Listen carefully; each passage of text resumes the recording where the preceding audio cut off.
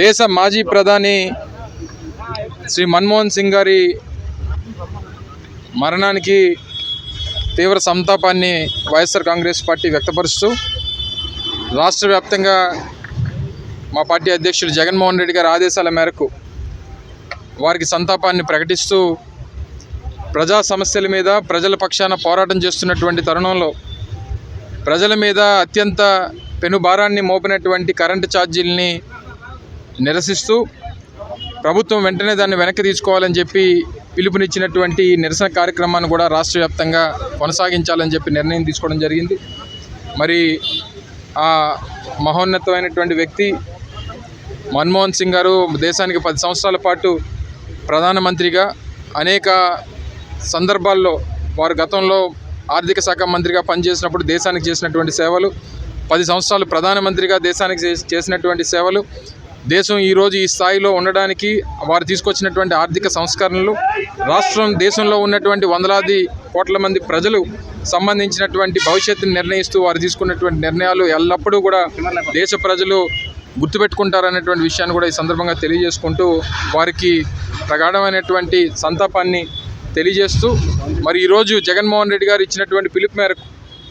రాష్ట్రంలో 175 నియోజకవర్గాల్లో కూడా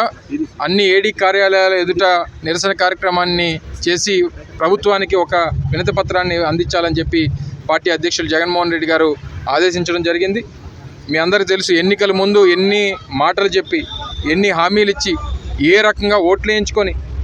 ఎన్నికల ముందు అనేక సందర్భాల్లో అనేక ప్రచార సభల్లో మాకు అధికారాన్ని ఇస్తే మేము కరెంటు ఛార్జీలు పెంచినటువంటి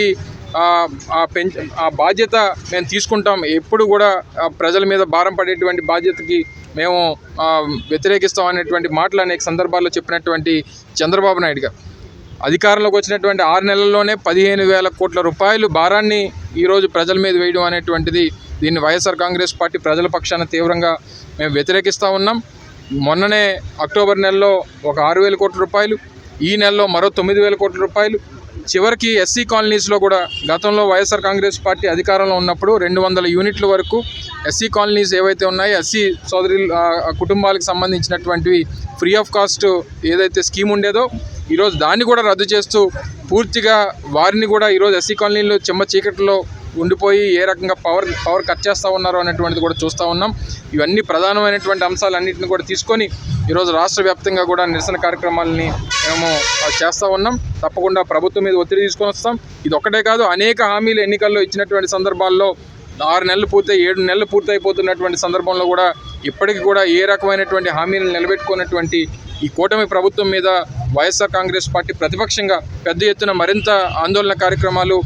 నిరసన కార్యక్రమాలు, ప్రభుత్వం మీద ఒత్తిడి తీసుకొచ్చేటువంటి కార్యక్రమాలు మున్ముందు మరిన్ని జగన్మోహన్ రెడ్డి గారి నాయకత్వంలో చేపడతామనేటువంటి విషయాన్ని మరొకసారి తెలియజేసుకుంటూ ప్రజల పక్షాన్ని నిరంతరం వైఎస్ఆర్ కాంగ్రెస్ పార్టీ పోరాటం చేస్తున్నటువంటి విషయాన్ని మరొకసారి మీ ద్వారా తెలియజేస్తా ఉన్నాం. ఈ కరెంటు ఛార్జీలు పెంచడం అనేది చాలా దుర్మార్గమైనటువంటి చర్య. చంద్రబాబు నాయుడు గారు ఎప్పుడు అధికారంలోకి వచ్చినా కరెంటు బాధలు మాత్రం చాలా విపరీతంగా ఉంటుంది. మరి మనకందరికీ తెలిసినటువంటి విషయం, 15,500 కోట్ల రూపాయలు ఇవాళ ప్రజల మీద భారం మోపడం ఎలక్షన్లో చెప్పాడు. ₹1 కూడా నేను కరెంటు ఛార్జీలు పెంచను, పైపెచ్చు ఇంకా కరెంటు మీరు ఉత్పత్తి చేసుకొని వినియోగంలోకి తీసుకొచ్చే విధంగా ఏర్పాట్లు చేస్తారు. నాకు ఎక్స్పీరియన్స్ ఉంది, నేను అనుభవజ్ఞుడిని, నా మాటలు నమ్మండి అని ప్రజల్ని నమ్మించి సూపర్ సిక్స్ అని అనేకమైనటువంటి హామీలు ఇచ్చి ఏ ఒక్క హామీని కూడా ఇంప్లిమెంట్ చేయక పేద ప్రజల తాలూకా మరి నడ్డి విరుస్తూ వాళ్ళకి ద్రోహం చేస్తూ ఓట్లు వేసుకొని సీట్లో కూర్చొని ఈవేళ ప్రజలకి అన్యాయం చేస్తున్నటువంటి నాయకుడిని పేద ప్రజలు ఎప్పుడు కూడా క్షమించరు.